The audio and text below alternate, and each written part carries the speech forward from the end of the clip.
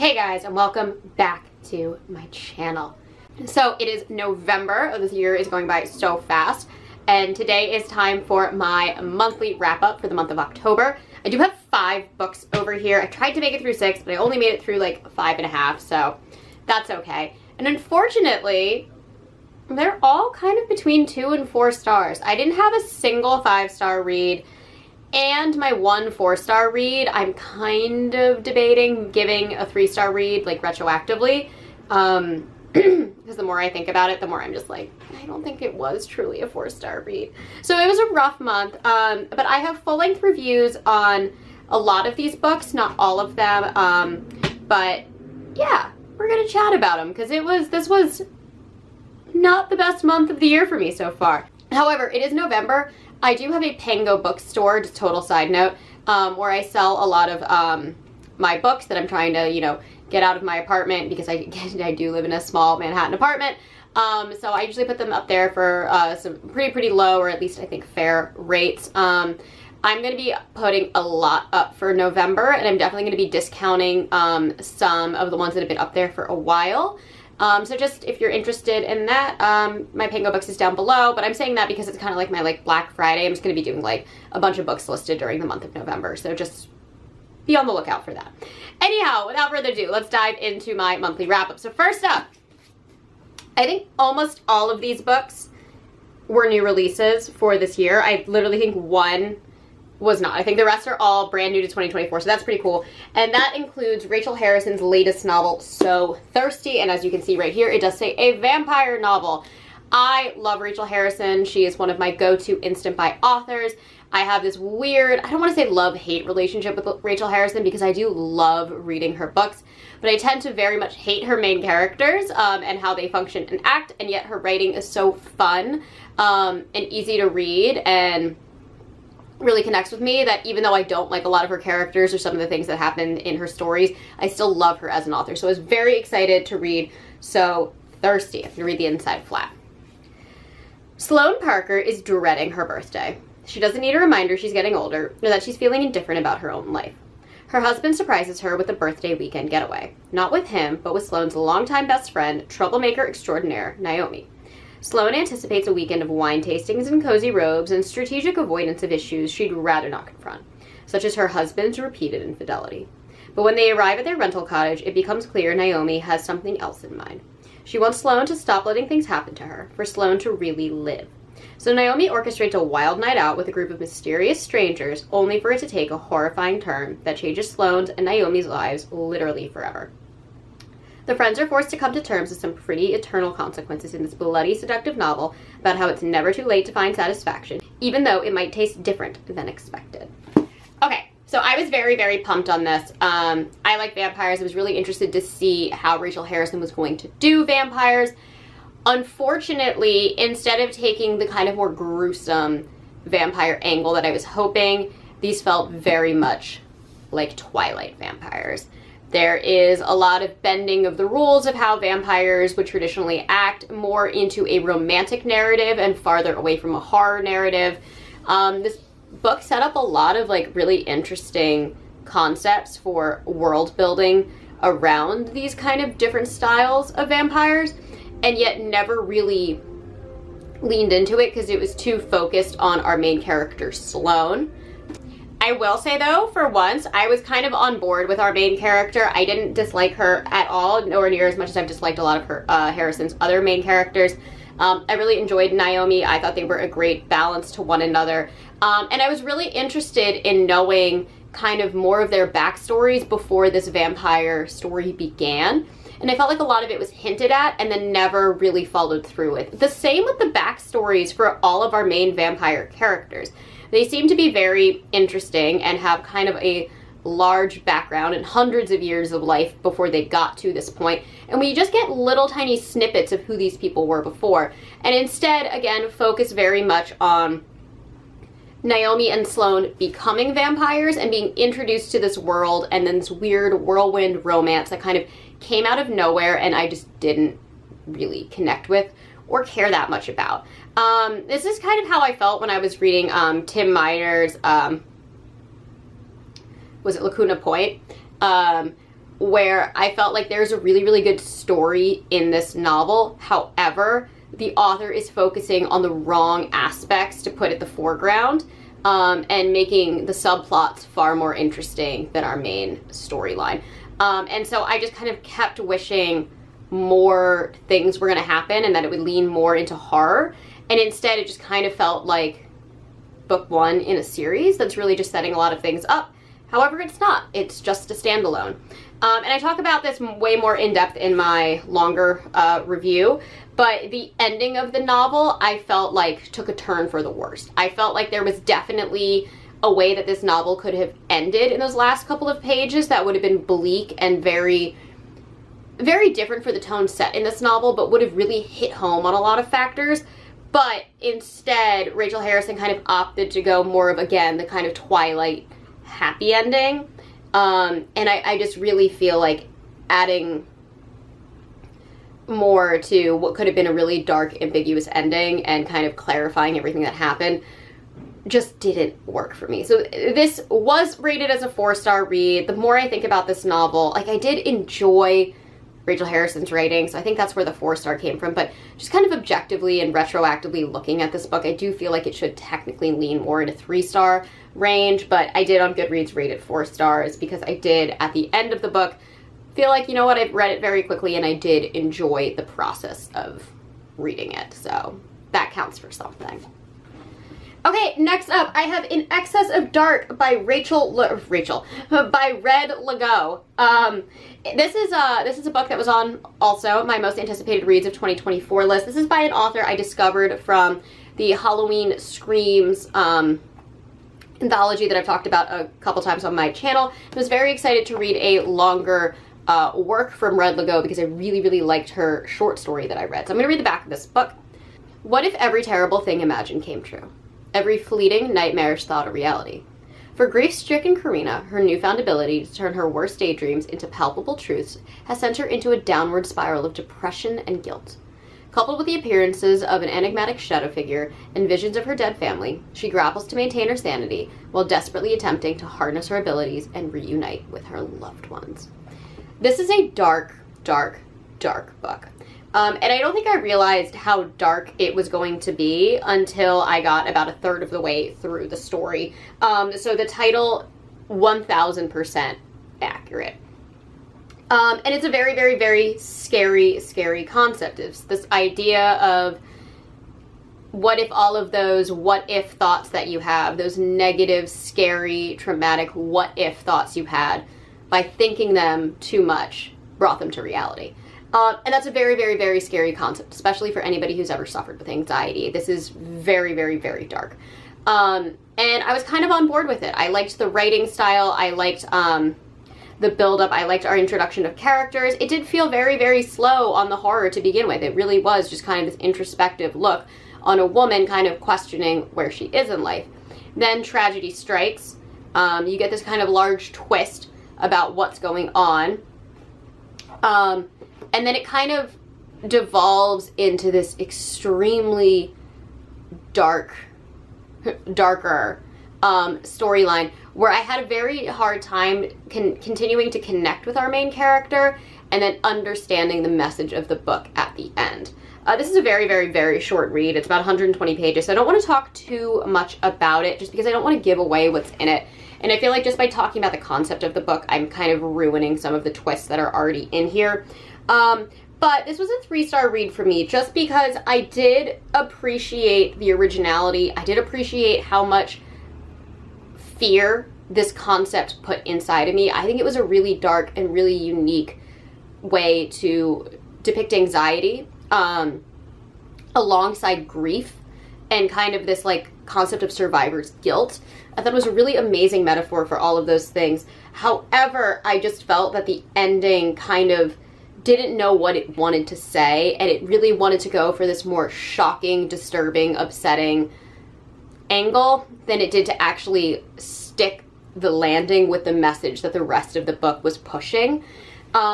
And I just don't love when you have these kind of sympathetic characters where you can understand why they do the things that they do. And even when they start doing things that are not necessarily good, you still can see where they're coming from. I just felt that by the end of it, our main character got really, really messy with what they were doing and why they were doing it, and they started to just lose who they had been established as previously in the novel. I guess it's technically a novella. And the side characters are actually some of my favorite characters. Like Van, who was kind of the like occult shop expert, was a fantastic add to this storyline, but then I felt wasn't utilized enough. I just felt like there were so many moments where certain characters needed to be expanded upon and certain relationships needed to be built up, and then maybe the ending might have worked a little bit better. But it did just feel kind of like rushed and not put forward enough to align with the rest of the message that this book had put forward. So 3 stars, but I did enjoy it. I will read more from Red Lago, and it was very dark, and because of the concept, it was very, very scary. More in like a psychologically disturbing and unsettling and kind of just like lingers and sticks with you kind of scary than a like, ooh, that was a very scary image. The imagery is disturbing, but that's not what makes this book so unsettling. All right, next up, I have The Eyes Are the Best Part by Monica Kim. I feel like this book has been talked about everywhere. Everybody was getting it in their book boxes. And I actually got 2 of them, so I had to read it and see what the hype was about. We're gonna read the inside flap. Feminist psychological horror about the making of a female serial killer from a Korean-American perspective. Ji-won's life tumbles into disarray in the wake of her oppa's extramarital affair and subsequent departure. Her mother distraught, her younger sister hurt and confused, her college freshman grades failing, her dreams horrifying yet enticing. In them, Ji-won walks through bloody rooms full of eyes, succulent blue eyes, salivatingly blue eyes. Eyes the same shape and shade as George's, who is Uma's obnoxious new boyfriend. George has already overstayed his welcome in her family's claustrophobic apartment. He brags about his puffed-up consulting job, ogles Asian waitresses while dining out, and acts condescending towards Ji-won and her sister, as if he deserves all of Uma's fawning adoration. No, George doesn't deserve anything from her family. Ji-won will make sure of that. For no matter how many victims accumulate around her campus, or how many people she must deceive and manipulate, Ji-won's hunger and her rage deserve to be sated. A brilliantly inventive, subversive novel about a young woman unraveling, Monica Kim's The Eyes Are the Best Part is a story of a family falling apart and trying to find their way back to each other, marking a bold new voice in horror that will leave readers mesmerized and crying for more.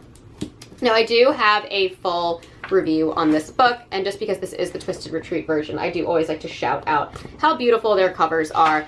So I'm not going to talk too much about this, just because I think I have a 20-minute video on this book. But I wanted to love this book, and it fell very, very flat for me. This is another one of my 3-star reads. I think what the problem with this book is that it took for me a little bit too long to get to the actual horror of the story. And then once we get to the actual horror, I had a really difficult time rooting for our lead. I understood her motivations to an extent, but it felt very, very selective in who she was holding her grudges against and why. And it seemed very, very unfair at times to certain characters. Obviously, there's a lot of buildup as to why she doesn't like her mom's new boyfriend, but sitting there and saying that the mom isn't as accountable for how awful this relationship is and how it's affecting Ji-won and her sister, I think is a strange angle to take. I think her motivations on attacking certain people as she kind of descends into madness also were very, very questionable. There's kind of this idea of like slasher justification where like a character does something that in like real life we would be like, that person doesn't deserve it, but like in a slasher movie you're like, you're so gonna get it. You would have certain characters who had that, and then others who just like for some reason became villainized for like for kind of being who they were or looking a certain way. And yes, that is part of the message of the novel. But I just felt that a lot of the ending of the story really, really, really focuses on Ji-won having a certain set of rules and opinions that she has formed over the last year to kind of choose her victims. And when you look at her whole victim pool, it just doesn't quite make sense. And then when you look at the certain people that she's totally cool with, you're also kind of like, but those people weren't super great to you either, so I don't quite understand. But I did love the ability of Monica Kim to write a very unique, unreliable narrator. I liked how she introduced the unreliability very, very slowly and then kind of created it as like a deluge all at once, where all of a sudden you knew you couldn't trust anything that you were reading. And I found Ji-won to be a very, very interesting character to read about. I just don't think I particularly liked reading. I just don't think I particularly enjoyed being in her head the way that I enjoy being in some other villainous anti-hero style characters' heads. It didn't, like, the unreliability was very, very interesting, but again, it made it hard for me to understand some of her motivations because they never seemed to quite fit into even her own skewed agenda and parameters. So definitely a little bit difficult. I'm gonna keep it at that for this. Again, I have a very, very, very long in-depth review on this book. But I did love a lot of the Korean culture that was brought into this. I thought that was really, really interesting, especially paralleling it with like LA culture. I'm very, very, very much an East Coast girl, so, but I've been to the West Coast quite a lot, so I'm very familiar with LA culture, and it is very different than what we have here. So kind of paralleling like very like cliche LA culture with this really cool kind of Korean American culture, I thought was a really, really cool way to introduce all of the concepts that are happening in this story. But still, 3 stars. I would definitely read more from Monica Kim though. All right, next up. Whew, okay. This is Coup de Grace by Sophia Ajram. I'm hoping I'm saying that right. I just got this in my most recent Nightworms package. This is set in, I believe, Vancouver. Oh, Montreal, my bad. But I read it when I was in Toronto, so it was kind of like getting the Canada feel, the Canadian feel. I'm gonna read the inside flap of this. I've never heard of Sophia Ajram before. I believe this is a debut novella, but we're gonna learn about it. And I'm actually not 100% sure what the preferred pronouns are for this author, because on the back of the book, they are listed as both she as well as he, and I'm not sure if that was intentional or a typo, so I'm just gonna go with they. So I really do apologize if I use incorrect pronouns, but I'm just working with what the book has given me. So it says, Vicken has a plan. Throw himself into the St. Lawrence River in Montreal and end it all for good, believing it to be the only way out for him after a lifetime of depression and pain. But stepping off the subway, he finds himself in an endless looping station. Determined to find a way out again, he starts to explore the rooms and corridors ahead of him. But no matter how many claustrophobic hallways or vast cathedral-esque rooms he passes through, the exit is nowhere in sight. The more he explores his strange new prison, the more he becomes convinced that he has been trapped there accidentally. And among the shadows and concrete, he comes to realize that he almost certainly is not alone. This is a terrifying psychological nightmare from a powerful new voice in horror. Okay, this was a weird one for me. This reminded me a lot of Cassandra Caw, Nothing But Blackened Teeth, and The Salt Grows Heavy, where I found it at times to be just aggressively overwritten.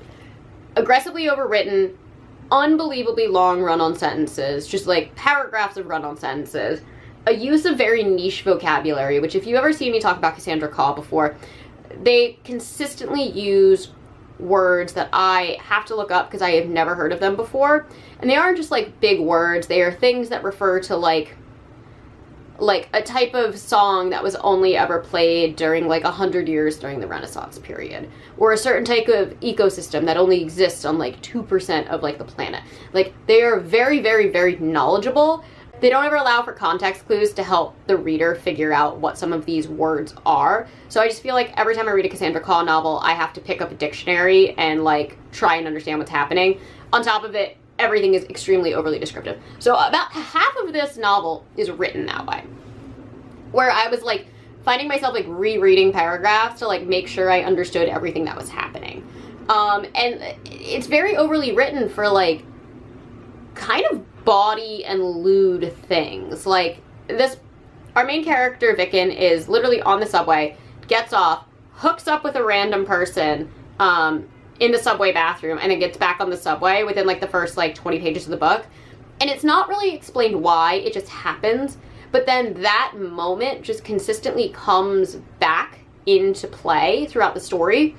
But it was so fleeting, and it was just kind of like thrown in there, like through a whole compilation of these just like massive run-on sentences that I had to be like, wait, did that just happen when I was reading it? And then like spent like the next like 15 pages being like, wait, why did that happen? And then we get to our main actual story where we have Vicken getting off the subway station, and he is in kind of this House of Leaves style subway station. And things are crazy, and there's a lot of body horror, and there's a lot of gore, and there's other characters that they interact with. And I'm going to leave it at that because I really don't want to dive too much into some of my issues with what Vicken sees when he's on these subway platform things. Because it's weird, it's wacky, at times it is very grotesque, it is very, again, descriptive body horror. We get a lot of it. And it's just this very, very dark tone for about half of the story. And then as the story goes on, it starts to change into this more colloquial, like toned down language that for then some reason brings in the Alyssa Lamb crime case, which is a real case that took place in the Cecil Hotel in LA. And it's a very, very dark and upsetting and disturbing case. And I don't really like the way that it is utilized in this kind of fictional world. It kind of feels like it's just capitalizing off of the ambiguity of that story and some of the weird conspiracy theories of that story.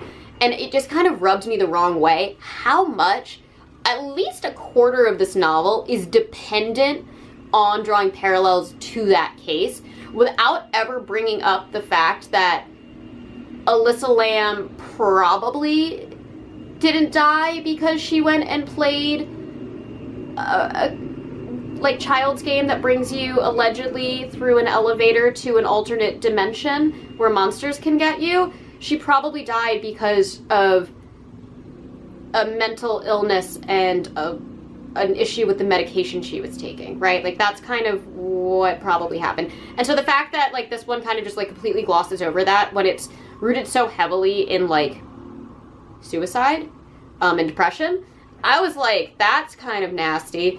And then, for some reason, after being unbelievably overwritten, it decides to be a choose-your-own-adventure story. Where as you're reading the chapters, it says, if you want this to happen, turn to this page. If you want that to happen, turn to that page. And so I just read it all the way through because I was like, I'm gonna read it all through. I'm gonna see what everything is. And if you weren't choosing certain endings, like, the author was like getting mad at you. Our main character was like mad at you. Like, why would you choose this? Why would you see this? Well, why would you write that?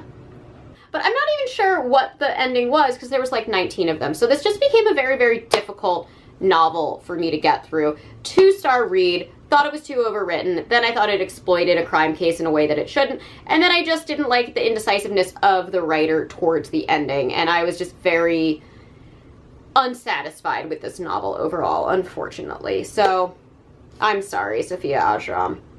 Your cover is very cool, though. Your cover is very, very, very cool. So, that was that. I don't have a full review on that one, and I don't have a full review on this next one, just because they were both very, very short, and I didn't love it. I didn't love it. I don't give out many 2 stars, but this one really did anger me in a lot of ways. Alright, and last but not least, we have Melonhead Mayhem by Alex Ebenstein. This is part of the Killer VHS series. This is book 1. Book 2 is actually Candy Cane Kills. So I was really interested in picking up book 1. I saw it at Little Ghost Bookshop, which is a bookshop in Toronto. It is awesome. It's all horror books. They have a lot of indie releases that you can buy physical copies of there, which is great. You don't have to just order them like from Amazon because sometimes Barnes & Noble doesn't carry it. But I wanted to read it because I enjoy Candy Cane Kills so much. This is obviously a different author, but it's still part of that same series where a videotape plays a major role in the horror. This one is more of like an 80s, like kind of cheesy style creature feature. You read the back of the book. Have you ever wanted to live inside your favorite horror film? Prove you have what it takes to fight Freddy, destroy Jason, mangle Michael, Cousins Carson and Sophia are in town for their grandma's funeral and are unknowingly about to live out the nightmare that is every horror fan's dream. After they find an old unfamiliar VHS tape tucked away in Grandma's house, they figure the worst that can happen is a few cringeworthy moments and 90 minutes wasted. Instead, the video summons the movie monsters, local urban legends called Melon heads, into their very real lives. The destruction caused by the bloodthirsty Melon heads has Carson and Sophia fighting to survive and sets them on a deadly path to the shores of Lake Michigan, home of the devilish beast. They vow to destroy every last one of the Melon heads and make sure these monsters never get a sequel. Will they survive? Would you fare better? It's a creature feature. It's a throwback. It's Melon Head Mayhem. Bum, bum, bum. Alright, so I'm going to start with the good. This is very fun. This is very fun. This is very cheesy. This is a true to form, ridiculous, over-the-top creature feature. That being said, this is like the equivalent of like a B horror movie. And I say that a lot when I'm talking about slasher novels, especially with movies like, or books like Clown in a Cornfield, that feel very much like a B slasher film. However, that's a 5-star read for me because it's extremely well written. This, unfortunately, not so much. The writing in this kept taking me out of the story because it was so cheesy and so bad. And, like, the dialogue between our two main characters was very cheesy and very unrealistic and very forced. And I could have gotten over that had the actual prose itself not also felt that way. Like, if Ebenstein was just going for, like, cheesy dialogue, it would have made more sense with the context of this novel. But the fact that it was so poorly constructed prose throughout really kept taking me out of the story, because the story is funny and the story is fun, and again, it is a classic creature feature and it's really ridiculous, and you can see the cheesy special effects that are here. But it was just literally like moments where, like, our two main characters, mayhem has ensued. One of the side characters, they basically allow to get brutalized and killed by these melon heads. And instead of having this, like, oh my god, like, my childhood friend is now gone, they kind of, like, brush it off as if, like, nothing happened. And it just goes back to, like, these, like, cheesy, like, one-liner dialogues. And they're, like, having, like, fun as almost if they're playing a video game, whereas everybody else around them is actually taking what's going on very seriously. So it was just very hard for me to get into these main characters. Especially, too, since our main character, Sophia, had, like, all these different names for Carson, which I just found, like, very, very strange. Like, choose what you want to call this guy. He's your cousin. Like, he shouldn't have all these different nicknames that just, like, it's a short novel. It's becoming very jarring to read. And I just kind of felt like her character became more of a fleshed out character and a completely different character by the second half of the book than who she was at the first. Like, I really feel like the first half of this novel was written, and then Ebenstein, like, took, like, a couple months off and then came back and finished it with all these new ideas, because it just kind of felt like there was this large divide in between the melon heads attacking them at home and then going on the journey to stop the melon heads at Lake Michigan. But, like, even saying this, like, I'm talking about the melon heads, like, it's absolutely utterly ridiculous. The ending was weird. It was just it's a cheesy book all around, and if that's your vibe and that's what you want, this is fun. It's really fun. This was a 3-star read for me, but I wouldn't discourage anybody from reading it. Like, I didn't actively dislike it at all. I just can't give it a 4 or 5-star read because the writing and story and dialogue isn't there. But at the end of the day, it's very fun to read. And I read it, I think, in, like, one setting. I read it on the plane back from Toronto. So yeah, I mean, like, the fact is just, the art on this is great. And I definitely want to read more from the Killer VHS series. It's a really cool concept, and I love that it's so dependent on, like, our main characters, like, needing a VCR. Like, there's just these really funny, ridiculous elements to the story. But at the end of the day, the writing just didn't hold up, unfortunately. But yeah, this is cool. I like that there was, like, a horror movie within it. Like, they watch a scary movie that has, like, ticks all the boxes for the cliches, and, like, that's what, like, is the catalyst to all of these melon heads showing up. And, like, I would have loved to watch that horror movie more so than watch a horror movie of just this book. The horror movie that's described within this book is really quite funny, and does make me question if maybe Ebenstein was very self-aware in trying to write something so cheesy and ridiculous as this book. I just wish the prose worked better because the dialogue was really just killing me throughout it. But definitely, definitely fun. I will definitely be reading more from this series. So 3 stars, worth it if that is your vibe, if you don't want the cheesy dialogue and you're not into like the 80s creature feature, skip it, but I would recommend it to some people. Anyways, that is all that I have for you guys today. As always, I try to post every Monday and Thursday, sometimes on Saturdays. And if you enjoy these videos, please hit the like and subscribe buttons down below, and I will catch you on the next one. Mwah!